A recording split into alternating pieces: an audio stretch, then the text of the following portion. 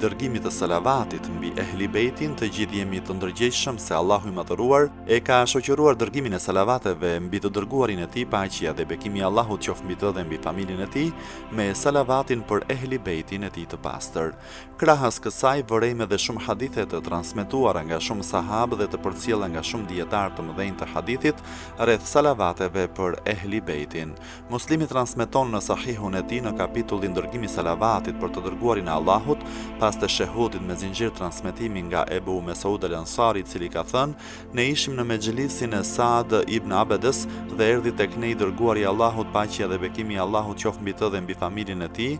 Beshir ibn Saadi drejtoi një pyetje të dërguarit të Allahut, paqja dhe bekimi i Allahut qoftë mbi të dhe mbi familjen e tij: ne na ka urdhëruar Allahu i Madhëruar që të dërgojmë salavate mbi ty, o i dërguari i Allahut, si mund të dërgojmë salavate ty? I dërguari i Allahut nuk theu përgjigje për një moment, derisa ne menduam se mos bëm gabim që pyetëm, më pas tha: thoni Allahumma salli ala Muhammedin wa ala ali Muhammed kama sallaita ala ali Ibrahim wa barik ala Muhammedin wa ala ali Muhammed kama barakta ala ali Ibrahim fil alamin innaka Hamidun Majid.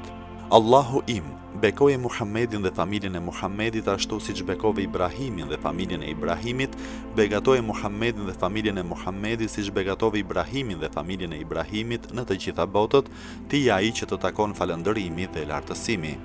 Buhariu e transmeton në Sahihun e tij nga Ka'b ibn Ajrama. Ky hadith ndodhet edhe në librat e tjerë të dietarëve të hadithit, si Musnedi i Ahmed ibn Hanbelit, Musanefi i Abdurrazzaq Sanai, Musanefi i Ibn Ebu Shejbe dhe shumë libra të tjerë të famshëm të shkencës së hadithit, si dhe të dy sahihat. Ky hadith tregon edhe një herë pozitën e lartë që ka ehli bejti. Në aparencë ajeti në surën Al-Ahzab thotë se Allahu i Madhëruar e ka bërë detyrë për besimtarët dërgimin e salavateve mbi të dërguarin e tij, paqja dhe bekimi i Allahut qoftë mbi të dhe mbi familjen e tij.